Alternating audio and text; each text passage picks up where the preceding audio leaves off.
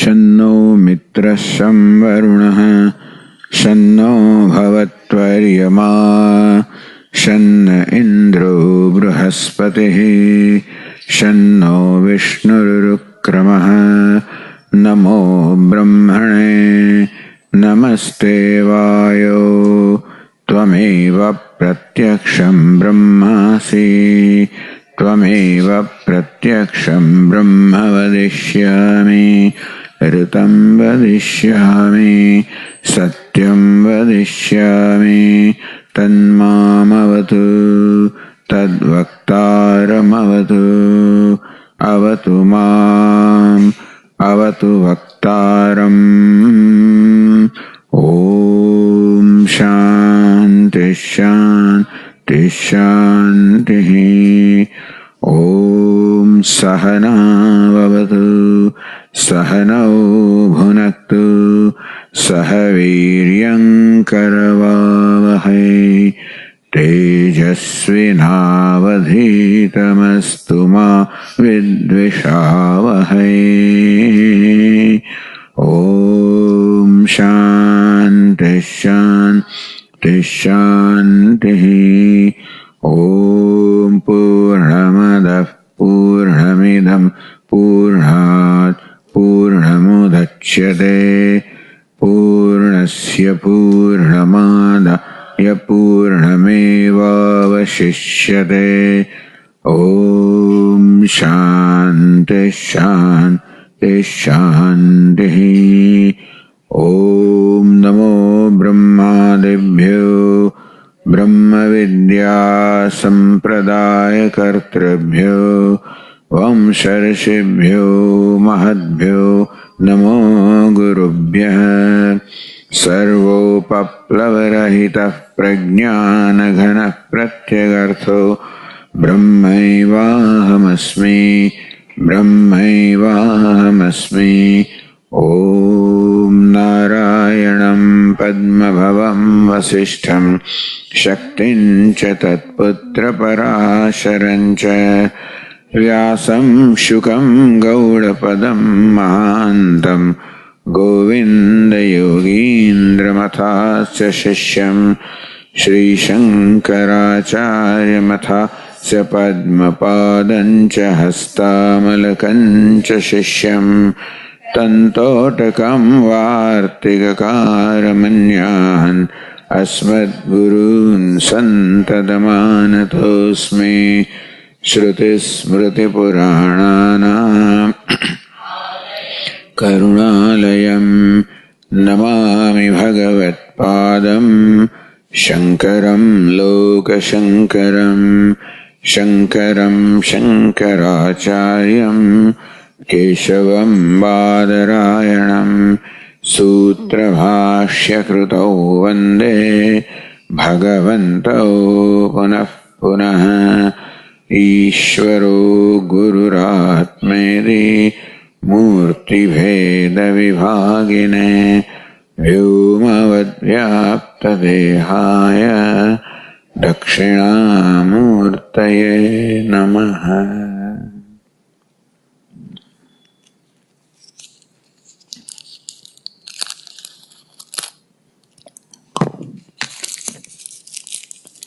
So from this morning we are starting a new text called UpadeshSahasri.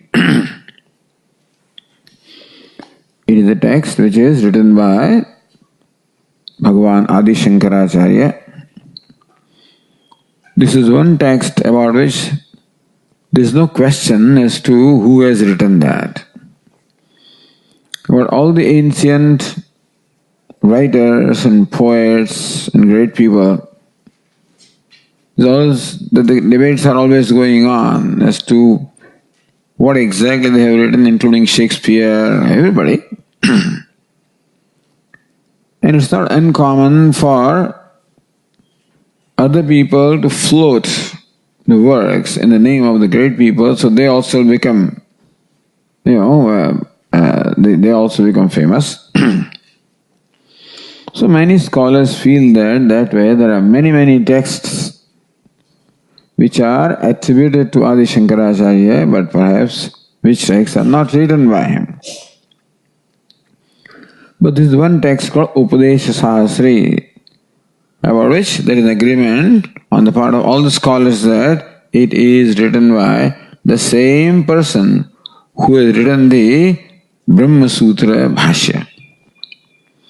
So basically Shankaracharya is called Bhashyakara. Sutra Bhashya Krutau Vande. The primary work with which he is known, most well known, is the Brahma Sutra Bhashya.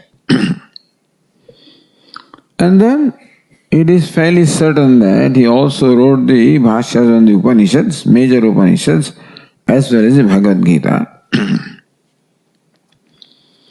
So as far as these three main compositions writing are concerned, there is more or less an agreement. And the one who wrote the Brahma Sutra Bhashya has also written UpadeshSahasri, is what is determined by scholars based on the various criteria that they have for determining the identity of the author. The text is called UpadeshSahasri. Sahasri, a group of Sahas or 1000 Upadesha teaching. This is a collection of, or a composition consisting of 1000 teachings or 1000 instructions on the part of the teacher. Now, it is two prabandha, or the two sections, Gadya Prabandha and Padya Prabandha. Meaning that the text is composed as a prose as well as poetry. So, generally, this UpadeshSahasri is regarded as consisting of prose as well as poetry. In some editions, the prose part appears first and the poetry part second. In many texts, the poetry part appears first and the prose part second. So then, how do you count 1000? As far as the poetry part is concerned, there are 676, the verses that can be counted. But how do you count the prose part?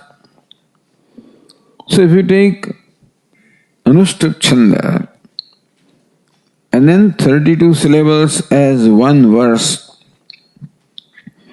and then if you take that prose part and then count how many syllables are there, divided by 32, then they count 376 verses, you may say. Same thing goes about Srimad Bhagavatam, they say 18,000 verses, more like 14,000. Depends on how you count. If you count only Anushtup Chanda in Bhagavatam also, then perhaps, because there are many verses which are on long meters, so adding up that way it may add up to 18,000. But as the verses are, they're more like 14,000. Anyway, here the verses are 671, but then the prose can be counted as consisting of 376 verses consisting of 32 syllables each.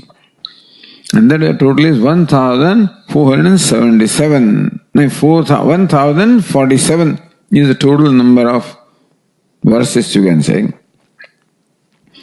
In that sense, it can be called UpadeshSahasri.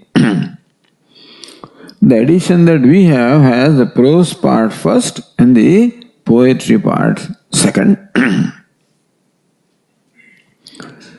The prose part has 3 chapters. The poetry part is 19 chapters.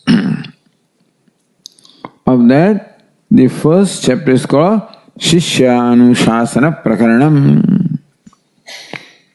Anushasana, the teaching and instructing. Shishyanusadhanam, the method of teaching the disciple. Method of enlightening the disciple, you can say. Or method of instructing the disciple. Meaning that this prose portion is in the form of a dialogue between the teacher and the disciple. Where the disciple asks questions one by one, the teacher also asks, testing the disciple. And that helps clarifying many important points. So this is the basic background about the UpadeshSahasri. We all know very well Adi Shankaracharya. Therefore, there is no need to look into or discuss the background of Adi Shankaracharya. And we have been living with him all the time anyway. In terms of the Bhashyas, we have hardly done anything where Shankaracharya is not involved. So all the 10 Upanishads we did, from Isha to Brahadaranyaka, with Shankara Bhashya and Tika Tippanis. The Bhagavad Gita with Shankara Bhashya and parts of the Brahma Sutra with Shankara Bhashya. And the other texts which are in the name of Shankaracharya like Tattva-uda, Atma-uda, Viveka-chudamani, etc. So now we begin with this text here. UpadeshSahasri Gadya Prabandha Shishyanushasana Prakaranam. Several commentaries or tikas are written on this text. As usual, Anandagiri has written a commentary on this. And Anandagiri has done everything. It looks like there is an Anandagiri tika or a gloss available on essentially all the works of Shankaracharya. Apart from writing his own text, so Swami Vidyananda Giri used to say that Anandagiri is not a person, is an institution, Because there is no way that one person can write what all of this Anandagiri has written. So there is a tika of Anandagiri on this. But more elaborate the tika of Ramatirtha, who has also written a number of tikas. And so, UpadeshSahasri Vyakpada Yojanika Vyakhya it's called, Nishkarma Siddhi Sarartha Panchapadika Virana Vyakhya Panchikarana Virana Vyakhya Manasolla Savrittanda Vilasa Maitri Upanishad Vyakhya Vakya Sadarapana Vedanta Sara Vyakhya Sharirika Rasyada Prakashika Sankshepa Sharirika Vyakhya Chidananda Haritika. Imagine, these great people have done so much work. And these people have also very famous disciples. Ram Tirtha's disciples. So Anantadev Siddhanta Tattva. One we read Siddhanta Tattva Anantadev. Anantadev first and Sankshepa Sharirika Vyakhya, that Purushottam Mishra. So these are the disciples of Ramatirtha. His guru is Krishna Tirtha and Jagannatha Ashrama, so it is said. So we have a text which has the tika by Ramatirtha, which is what will follow. The Tikakara himself starts with his own Mangalacharanam.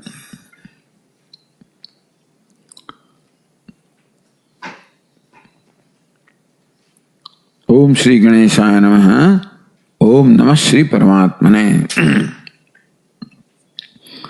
Says Pranamya Rama Bhidamatma Dhipadam Jagat Prasuti Sthiti Sanyamayanam Tadatmakan Shankar Purvakan Gurun Mayopadeshartha Vibhag Uchyate.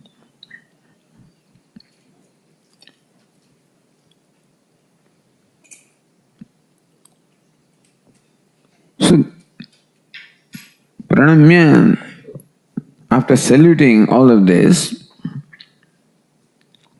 saluting basically to Ishvara as well as Guru. Ishvara or the Ishtadevata. Since the name is Ramatirtha, we assume it looks like that Sri Rama must be his Ishtadevata. So pranamya Ramabhidham. Rama Abhidham. Abhidham means the name. So, having saluted the Lord whose name was Rama, Atmadhipadam, whose real nature is nothing but the Atma, the self. So, Ramadhivam Atmadhipadam. Padam means the abode, or Padam means the ultimate truth of the nature of the Atma. Dhi means the self-knowledge. Or the Padam that can be known also by the self-knowledge, you can say Atma Dhi Padam. So Lord Rama, who is the Padam or the abode or the ultimate truth, which can be known by the self-knowledge, is nothing but the self. So that is the Swarupa Lakshanam. Jagat Prasuti Sthiti Sanyamayanam. Ayanam means abode. Jagat Prasuti, the creation of the Jagat, the universe. Sthiti, the maintenance. And Sanyama, the destruction. So one that is the Ayanam, the abode of the creation, sustenance and destruction of the universe. Who is thus this is Tatastha Lakshanam of Rama or the Lord. Pranamya, having saluted Lord Rama, who is the nothing, the consciousness, the very self, and is also the very abode, the adhishthanam, the substratum of the whole universe. Tadatmakan Shankara Purvakan Gurun Pranamya. Also, Gurun Pranamya, saluting the teachers. Tadatmakan, those teachers who have established identity with this Lord, with Rama. Tadatmakan. Shankara Purvakan, those who preceded. So, Shankara Purvakan, of which, so Shankaracharya is a Purva, you can say, So, beginning with Shankaracharya. All the teachers, beginning with Shankaracharya, those teachers who have established the identity with Brahman, which is called Rama, which is the Jagat Adhishthanam, Pranamya, having saluted them. So here the Tikakara salutes both Ishvara as well as Guru. In fact, all of them are one, because Ishvara is equal to Atma, Atmadhipadam, and Gurus are said to be Tadatmakan, those who have established identity with Tat or that Brahma. So really there is no difference between Atma and Ishvara and Guru. Ishvaro Gururatmeti Murti Bheda Vibhagine Vyomvad Vyapta Dehaya Dakshinamurtaye Namaha. So that way all the three are saluted here. Ishvaro Gururatmeti, Ishvara, Guru and Atma. You salute them, meaning you remember them, you pray to them. Salutation also is surrendering to them, seeking their blessing, seeking their grace. Because it is recognized that we always need the grace of everybody. Ishvara Kripa is required, Guru Kripa is required, Shastra Kripa is required. When all of these are favorable to us, then Atma Kripa is required. So what the Tikakara wants is also Shastra Kripa.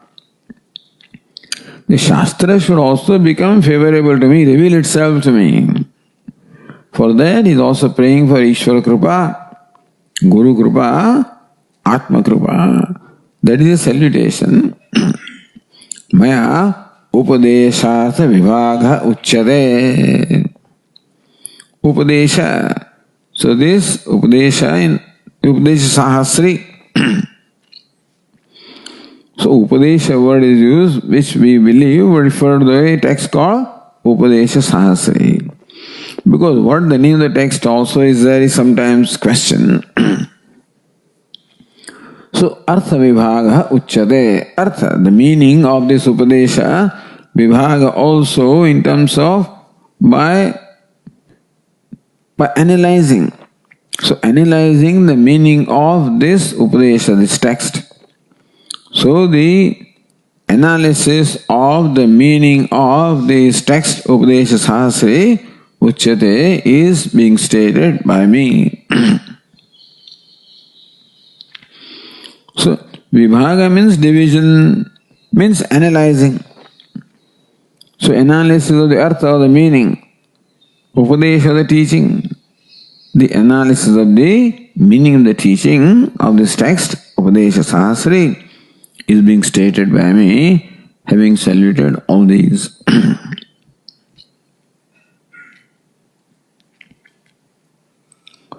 Then the Tikakara continues. Iha Bhagavad Pada Vido Bhagavan Bhashyaka. I am reading from the text.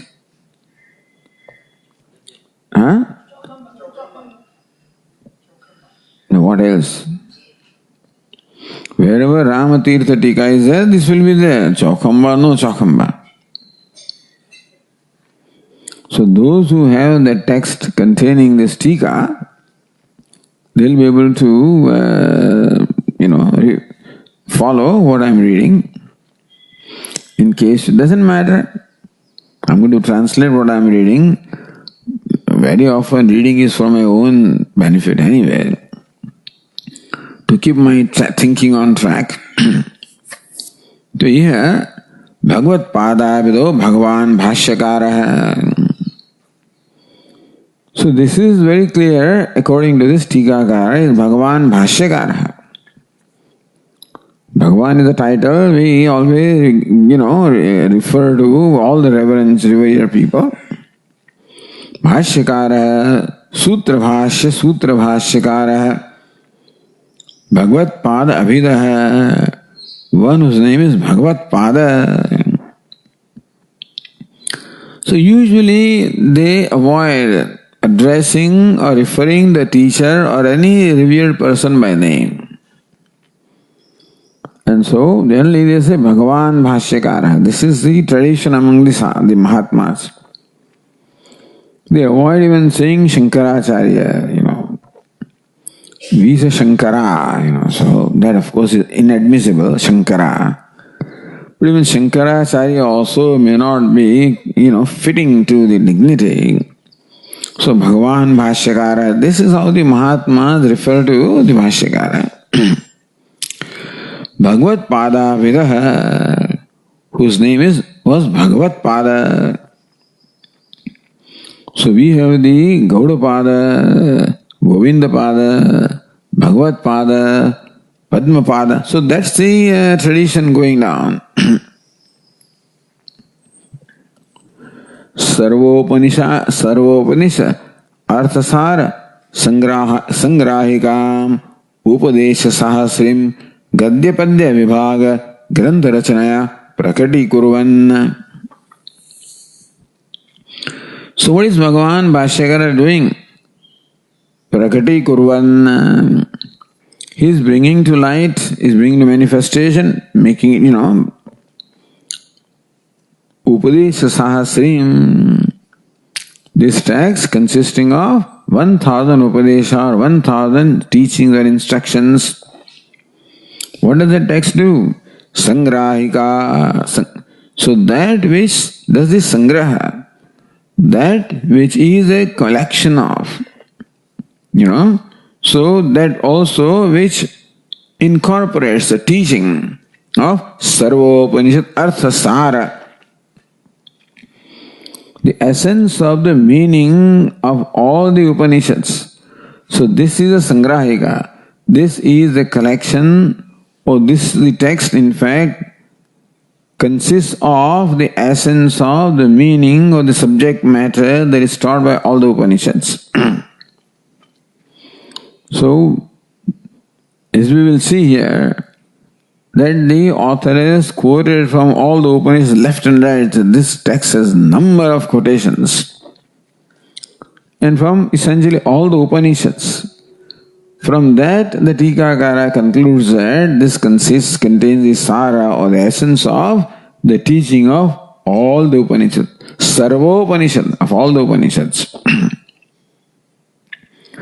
Gadya Padya Vibhaga Grantha Rachanaya.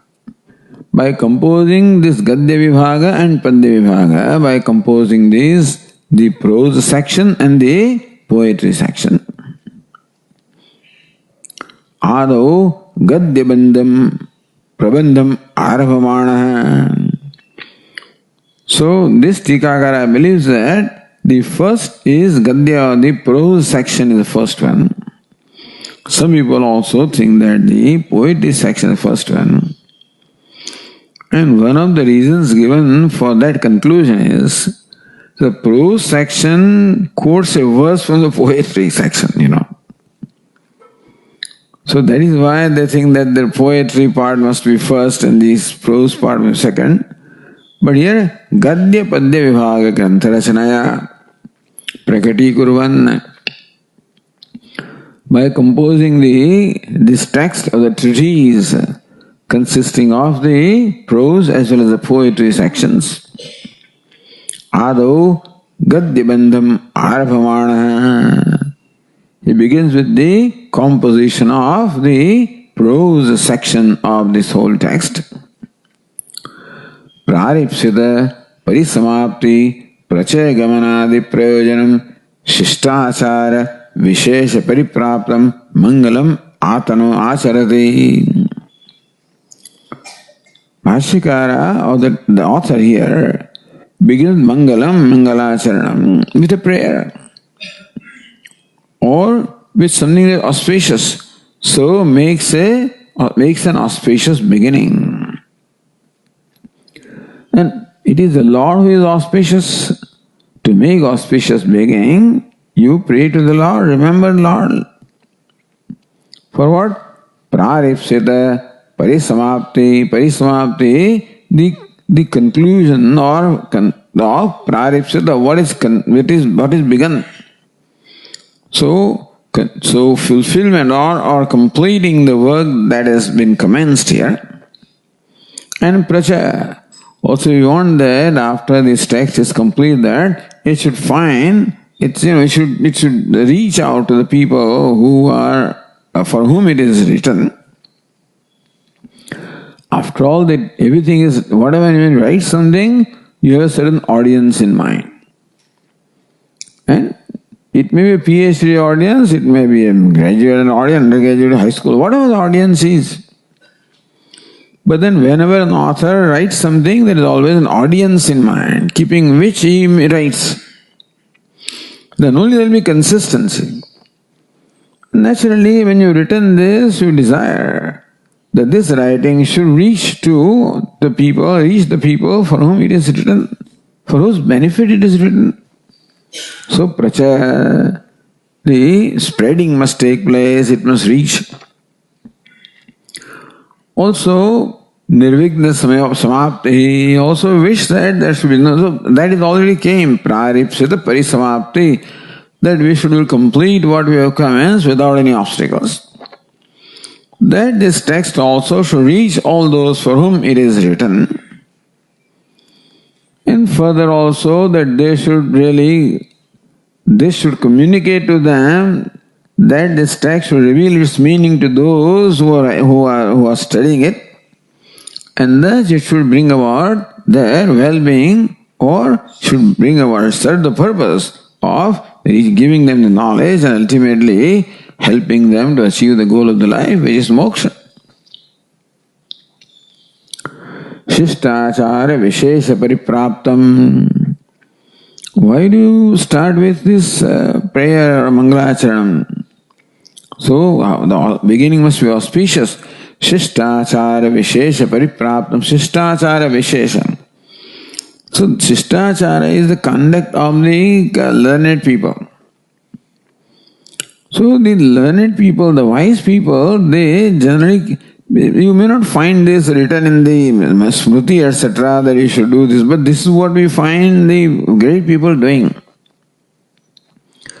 So sometimes you get the instruction from the Vedas, sometimes you get from the Smritis, and sometimes you learn from the conduct of the wise people. So Shishtachara Vishesha is Shishtachara. Meaning that this is traditionally done by the teachers or traditionally done by the learned people. And they were paripraptam. So this tradition that is handed down by the wise people or learned people, that tradition also this author follows. Mangalam acharati. And so he composes, so begins with Mangalam or auspiciousness. We don't find a verse here which is composed in the form of prayer, etc. So otherwise, Sarvedanta, Siddhanta, Gocharam, Tamagocharam, etc. So you may start with a verse. But here we don't find any verse. But the very first word itself is said to be Mangalam or represent the auspiciousness. Athayadi. So now let us read the first sentence of the text. Om Atha Moksha Sadhanopadesha Vidhim Vyakhyāsyāmaha Mumukshūnām Shraddhadhanānām Arthinām Arthāya.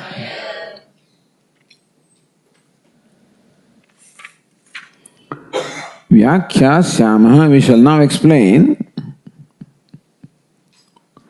Moksha sadhana upadesha vidhim. Vidhim means method. Moksha sadhana upadesha. Or moksha sadhana jnana upadesha. This is another part also. What is moksha sadhanam? What is the means of moksha? Jnanam. The knowledge that is the means of moksha or liberation. So, moksha sadhana, which is jnanam, tasya upadesha vidhim, the vidhi or the method of upadesha of instruction about sadhana, the means which is knowledge of moksha or liberation. Meaning that we shall now commence or explain the method of teaching the means which is knowledge of moksha or liberation. Vyakhyāsyāmaha, we shall now explain. For whom are you going to... So what's the audience that you have in mind? Mumukshunam, for those who are desirous of moksha. So meaning that this text is written for those who are desirous of moksha. And Shraddhadhanānām, and those also who have Shraddha. Those who have the implicit faith. So Shraddha, as you know, is the Shastrasya Guruvakyasya Satyabuddhyavadharana. Those who have implicit faith in the words of the teachers as well as in the words of the scriptures. For those mumukshus or the seekers of liberation possessing the Shraddha or the faith or the implicit faith. So Shraddhatanam Nam Arthinam Arthaya. Arthanam, those who are desirous of arthaya, for their purpose. So, for the benefit, arthaya, for the benefit of those who are desirous of the liberation, and those who are possessed of the Shraddha or the faith, for them we are now going to explain the method of instructing the knowledge which is the means of moksha. So, Atha, Tikakara said that Atha is the Mangalam. By writing word Atha itself, the Mangalam, the auspicious commencement is made merely by writing the word Atha. So, Tika says, Omkaras Chad Shabdasya Dvaveto Brahmanah Pura Kantham Bhitva Venriyato Tasman Mangalikau Ubhau. Omkara, the Shabda Om, and the Shabda Atha, or the sound Om and the sound Atha, or the word Om and word Atha. Dhoveto, these two, Pura Brahmana Kantham Bhitva Viniryato. In the beginning of creation, before Brahma, the creator, commenced the creation, these two words, Om and Atha, emerged from his throat. That is the first word that uttered by Brahma. So, Kantham Bhitva Viniryato, in these two sounds or words, Om and Atha, themselves emerged from the throat or the mouth of Brahmaji, Pura, in the beginning of creation. Tasman Mangalika Ubhau. Therefore, both these words or both the sounds are said to be Mangalikam, Mangaliko, auspicious. So, Om and Atha traditionally are considered auspicious words or auspicious sounds because the whole universe commences with them. So naturally, when Brahmaji also wanted to undertake this huge task, a challenging task of creating this universe, he also began with prayer. Imagine. Well, let us say that creation of the universe is a very auspicious thing. Creation is a very auspicious thing. And creation of the universe being very auspicious. So what is first created, Om and Atha, are naturally most auspicious because from there alone the whole universe emerged. The very first sound is Om. Om is the very root cause of the entire universe from which the universe emerged, and therefore Om itself manifests as the whole universe. So Om and Atha themselves manifest as the whole universe. Therefore they represent Ishvara in fact. So they represent the most auspicious. Tasman, Mangaliko. Therefore both these words, Om and Atha, are Mangaliko. They are considered auspicious. It is Smrutau Atha Shabdasya Mangalikatva Avagamat. From this Smruti, now where this Smruti is, this text doesn't tell us that anyway.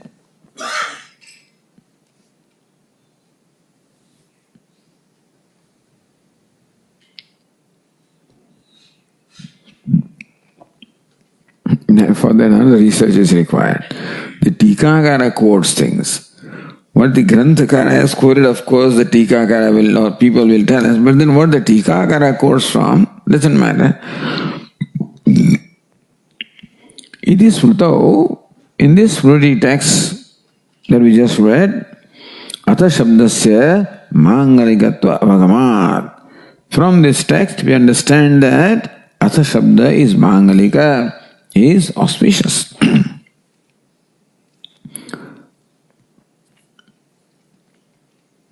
All the Tika says Athava Anantaryartheva Ayam Atha Shabda.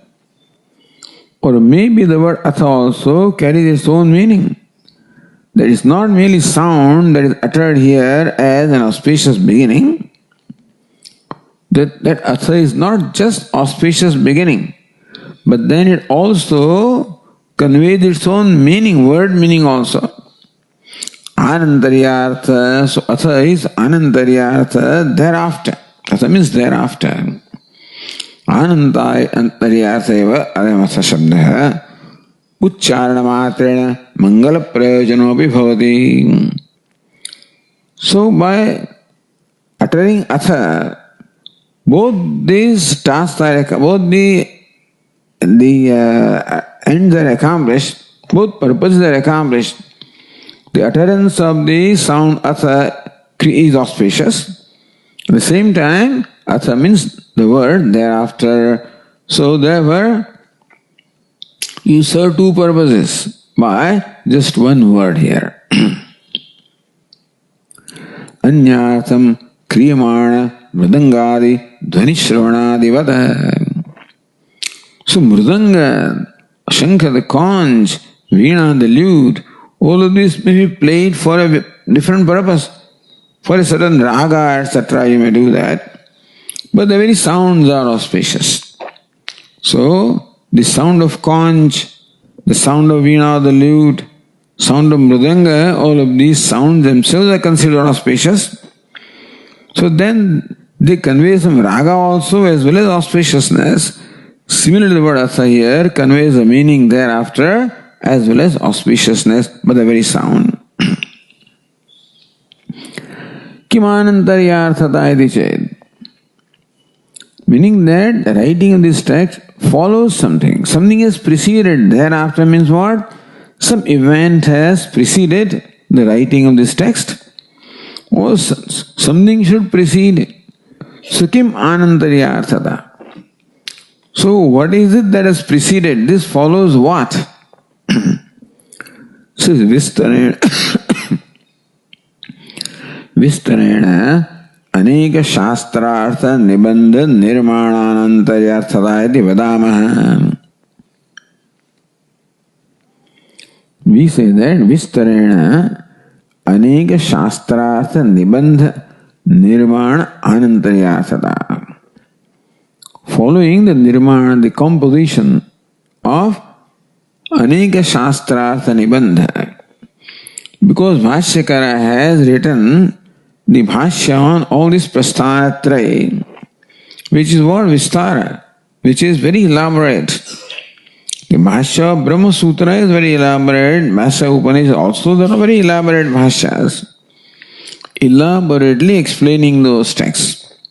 It's called Prabandha, the composition. So Vistarena, Aneka Shastrartha, Anek Shastra. The Brahma Sutra is there, Bhagavad Gita, the Upanishads.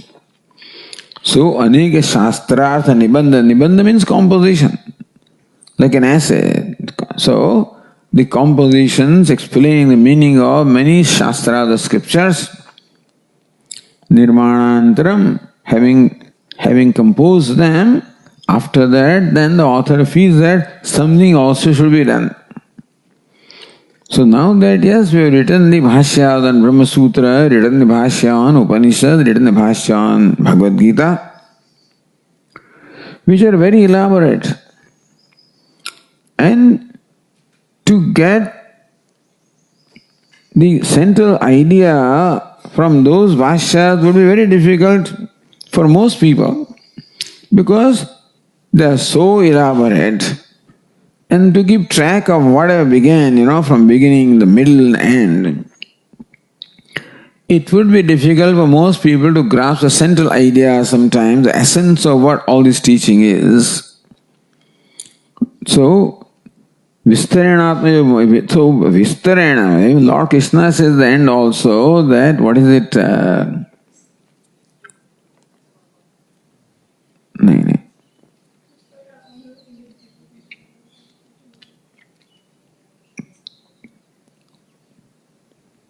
Vimurshay tadasheshena yathechasi tathakaro.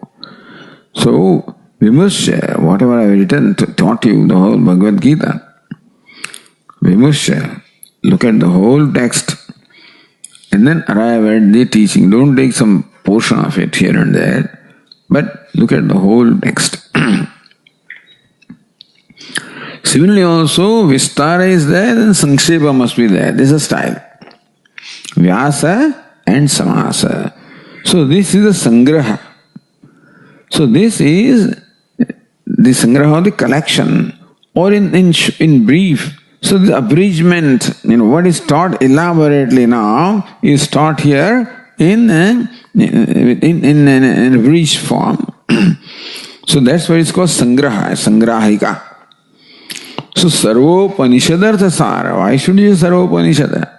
In fact, Upanishads, Samasta Bhashya, so Bhashya the Sara Sangrahika.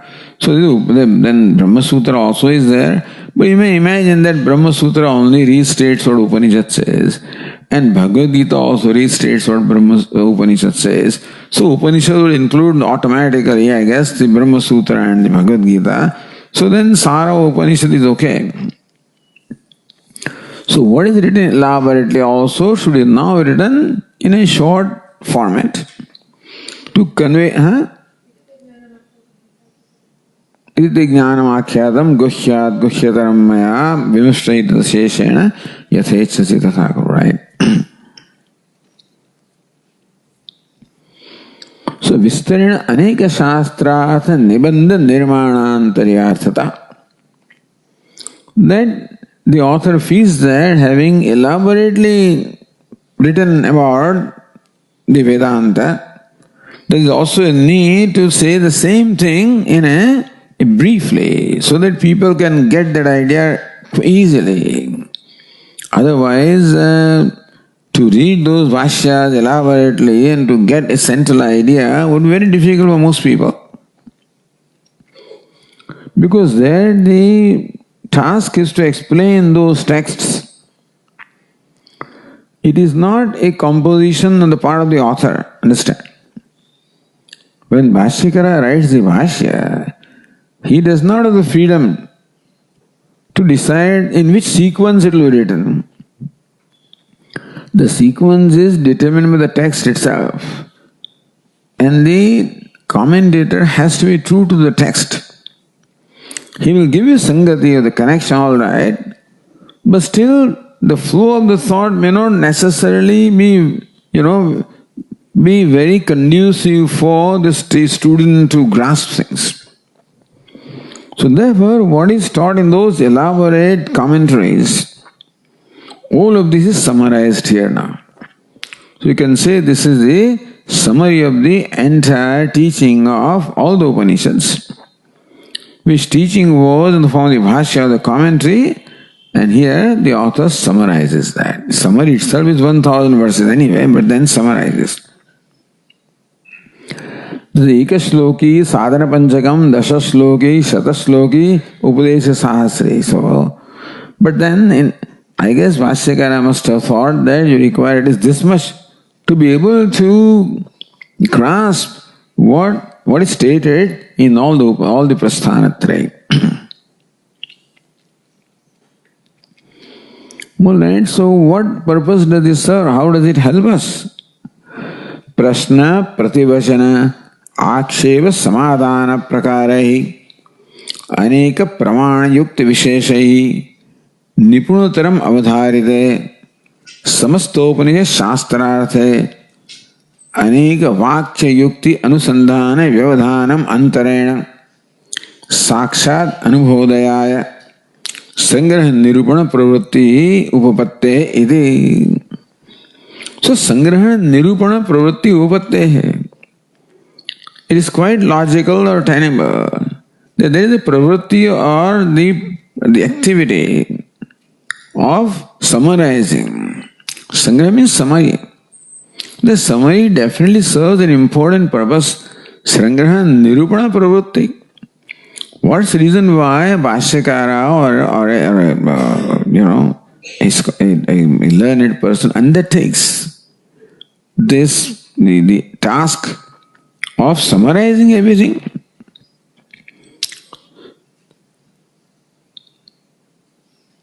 Because Sakshad Anubhava Udayaya.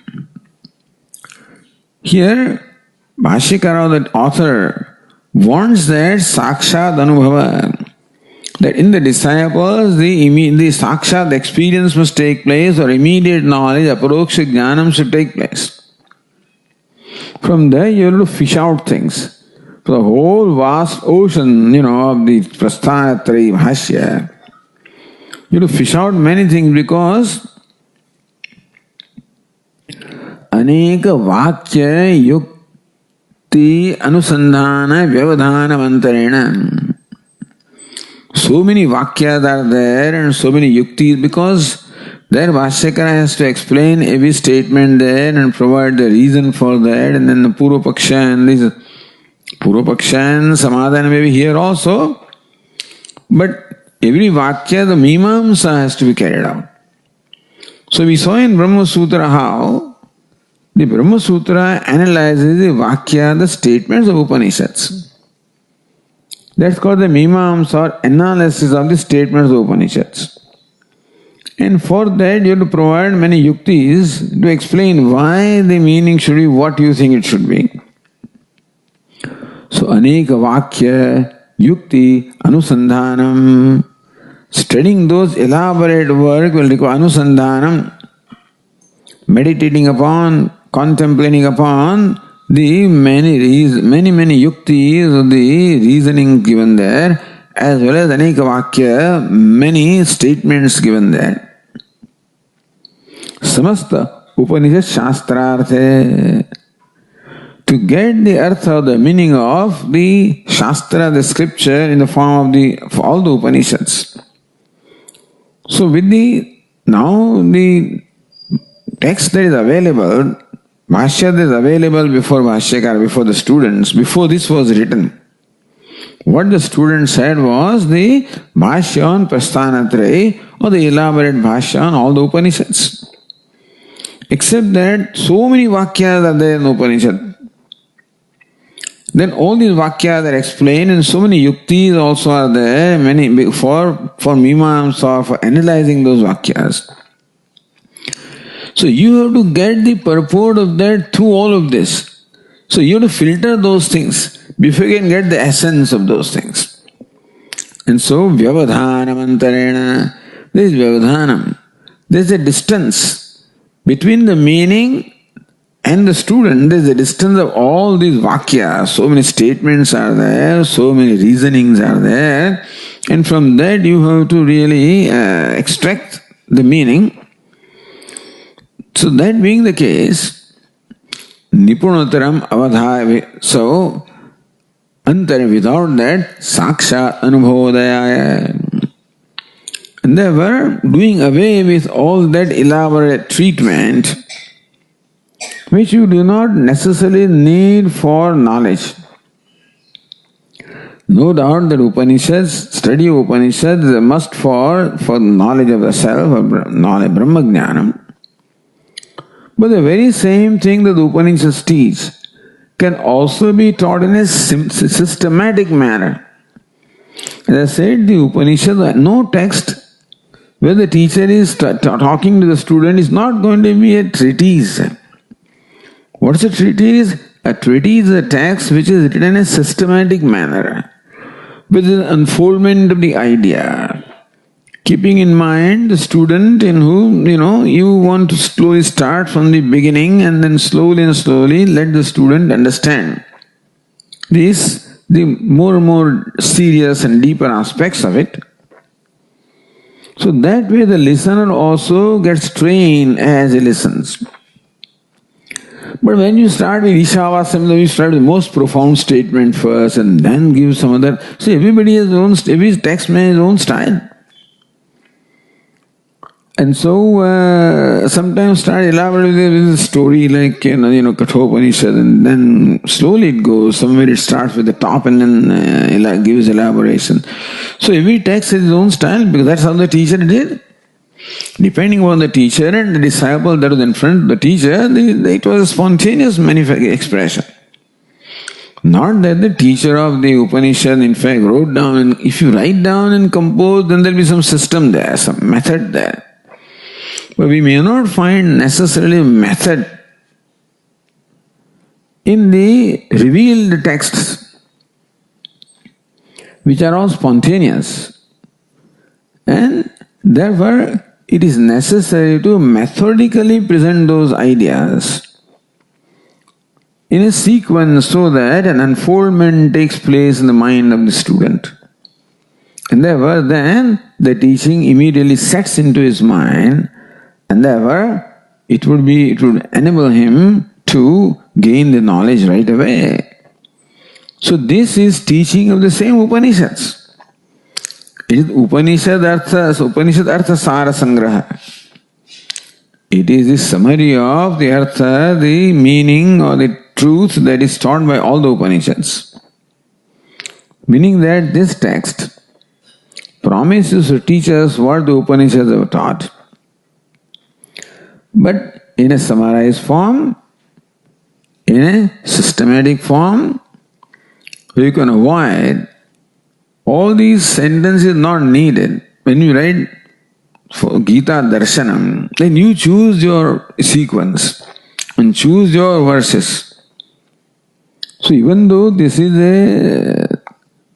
a commentary or on the Upanishads, the author can choose his sequence and choose the verses that he wants. And those verses not directly related to Brahmajnanam, you can avoid them. Like, For example, we study as Atma Puranam or Anubhuti Prakasha. The authors only focus their attention on the Brahma Vidya part of those texts. But Upasana is there and other kind of details are there. They are not, it's not necessary for Brahma Jnanam. Whereas the text will have everything in there. They'll talk about the Kathopanishad also will end with all this the yoga and the 101 nadis, etc. So all sorts of things they have, which you need not, may not be required for Brahma Jnanam, and so you can skip them. So that is how Vyavadhanam Antarena, without that interference of all those other distracting factors. So they become distraction to the direct or immediate knowledge. Sakshat Anubhavodaya, for Udaya, for arising of Sakshat Anubhava, of immediate knowledge. Sangraha Nirupana Pravrutti. So how do you justify writing this text? Upapatte is quite logical, it's quite tenable, it's quite reasonable. Then you summarize elaborate teaching to make it easy for the student to grasp. For the easy grasping of the student, summarizing what is elaborately stated is quite in order.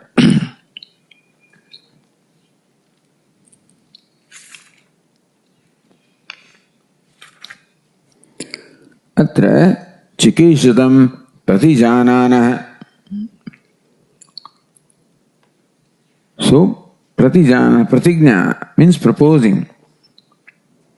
So, pratigna and then hetu. So, first pratigna. What is the subject matter? What is it that this text is going to present? Chikirshitam. What is desired to be composed?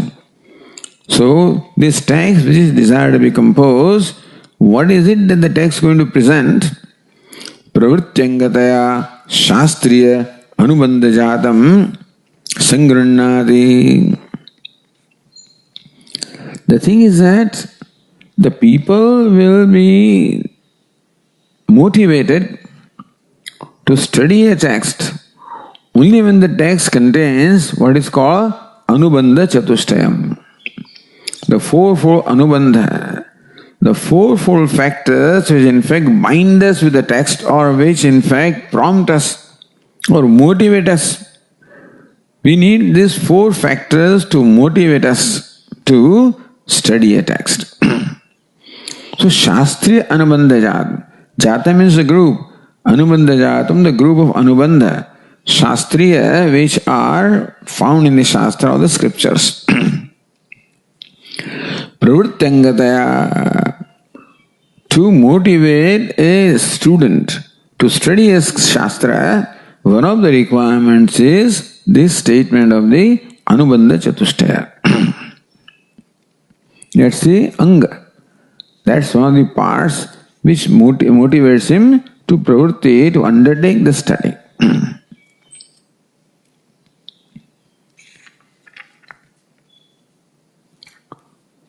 Sangrunnati. So Anubandha Chatushtaya also is summarized here. In fact, what the teacher wants to do here is to propose what he is going to do in this text. But while proposing what he is going to say in the text, also in that process also states what the Anubandha Chatushtaya is, so that the qualified student will be motivated to study the text. See, pratijanana, meaning in the process of proposing what the text is going to present, the pravrityangataya, in order that the aspirants will be motivated to study pravritti, study the text, Shastriya Anubandha Jatam, the group of Anubandha that we find in the Shastra, which you may not find in one place also, by the way. Meaning in all this Shastra that is spread out, you to find, oh, this is Adhikare, this Vishaya, Prayojana, Sambandha. So, all these Anubandha should be found in the scripture, but you don't find them in one place. So that even the sadhana chatushtaya sampatti you don't find in one place. Viveka you find here, and Vairagya you find there, and Shama here, Dama there, etc. So this is how then you summarize them. So that is what a teacher has to do. Because if we study the entire, text, we may not be able to grasp the essence or grasp the important portions. So therefore, here this teacher summarizes the Anubandha Chatushtaya found in various places in the Shastra. And therefore, said, Moksha sadhanopadesha vidhim vyakhyāsyāmah. So this is the Chikirshitam vyakhyāsyāmah. What we are going to do in this text is Moksha sadhana upadesha vidhim. So it is the method of the Shastra, sadhana meaning method of imparting knowledge to an aspirant. So this Gadya Prabandha is with you the method of imparting knowledge to the aspirant, the knowledge which is the means of moksha. How to impart that to the aspirant? That method is the subject matter of this Gadya Prabandha.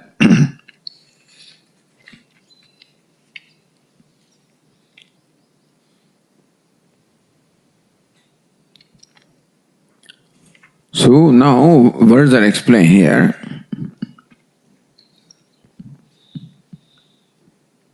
The Tika says, Atha means thereafter. Vistarena Shastrartha Nirupananantaram. Shastra is Upanishad. The scripture is Upanishad. Shastrartha Nirupanam. In the Bhashya, the commentary is the meaning of the Upanishads has been explained. Having explained the meaning of the Upanishads, Vistarena, elaborately. Having elaborately explained the meaning of the Upanishads, afterwards, then Moksha Sadhana Upadesha Vidhim, Moksha Sadhana Upadesha Vidhim. What is moksha, what is sadhanam, what is upadesha, what is vidhi? Each word is explained by the Tikakara. Moksha nishprapancha brahmatmata avirbhava. Moksha means knowledge, really, liberation. So, what is liberation? The knowledge. What is knowledge? Avirbhava. The manifestation. Brahmatmata avirbhava. So Atmata, avirbhava, the manifestation of the self. But the self always manifests itself as I. So no effort is to be made for manifesting the self, because self of the Atma, that is consciousness, is self-effulgent. So no effort is required to manifest the self. Then what is required? Brahmatmata. That Atma that is manifesting itself as I is none other than Brahman. What kind of Brahman? Nishprapancha Brahma. Because Saprapancha Brahma also will be there. So Sopadikam Brahma, Nirupadika Brahma. So Nishprapancha Brahma. So then the teacher has to make me see that the self which manifests as I is none other than Brahman, the transcendental Brahman. A Brahman, the Lord or the truth that transcends all the prapancha, transcends all the suffering, transcends all the limitations, transcends all the bondage. So that is the nature of the self. So self has to manifest itself as Brahman. So that self manifests itself as Nishprapancha Brahma. It does. Self always manifests itself as Nishprapancha Brahma. What is knowledge? Knowledge is to recognize what is. Knowledge is not something that is to be created. What is to be created is called anubhava or experience. Knowledge is always of what is being experienced, otherwise there can't be knowledge. I cannot know something that is not being experienced.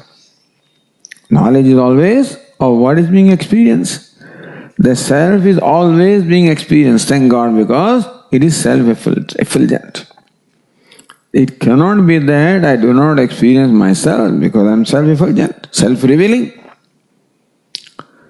And so the teacher makes me see this fact. So, moksha sadhana jnana upadesha vidhi, by a method of unfolding, the teacher makes me see that the self that is manifesting right now is none other than Nishprapanjang Brahma. So it looks like from this verse, Nishprapanja Brahmatmata Avirbhavaha. The self reveals itself as a Brahma, as Brahman, which is Nishprapancham, which means it did not reveal itself that way, it cannot. Self is Brahman. It is for me to recognize that self that is manifesting itself as myself is nothing but Nishprapancha Brahma. Then alone, so that very knowledge itself is called moksha. So moksha is avirbhava. When the self manifests itself as Brahman, then I am liberated.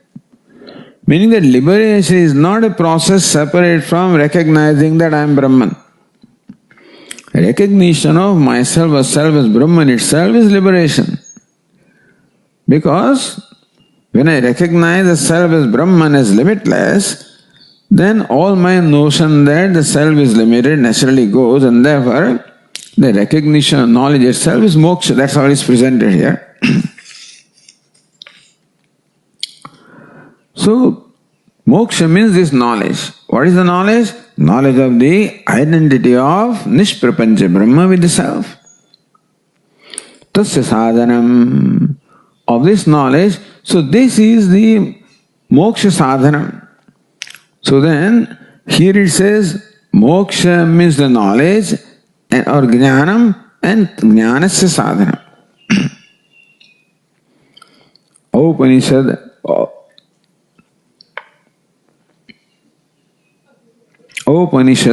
Advitiya Atma Tattva Jnanam. And so, Upanishad Advitiya Atma Tattva Jnanam is a sadhanam.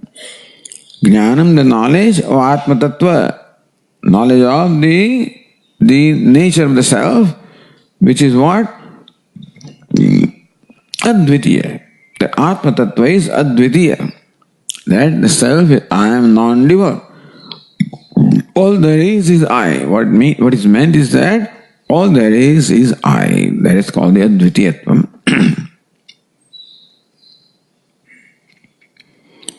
So what is Upanishad? That which is revealed by the Upanishads alone. So that non-duality which can be known only through the Upanishad, which is revealed, for which the Upanishad is the only means of knowledge of that non-duality about the self is a means of moksha.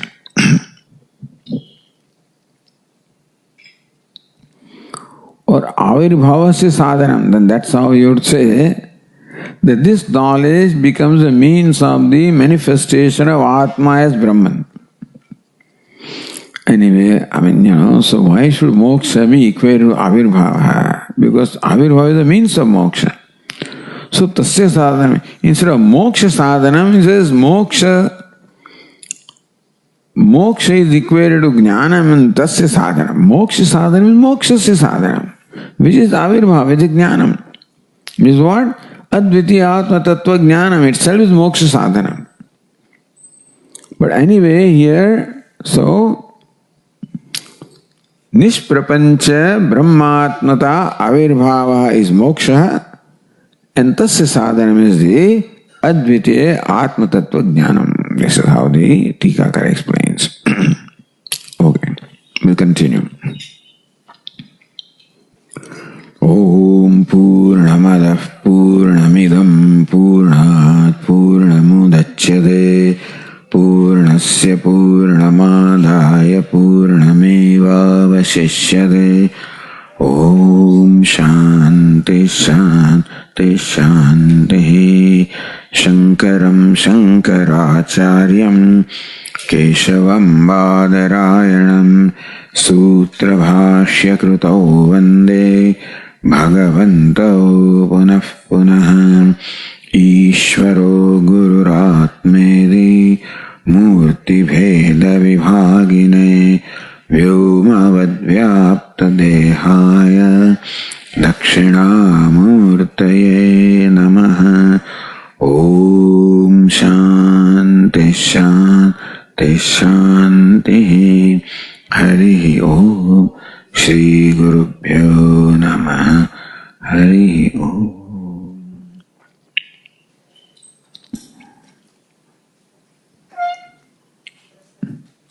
प्रसाद से बड़ा मारे, अरे पहला दिवस है।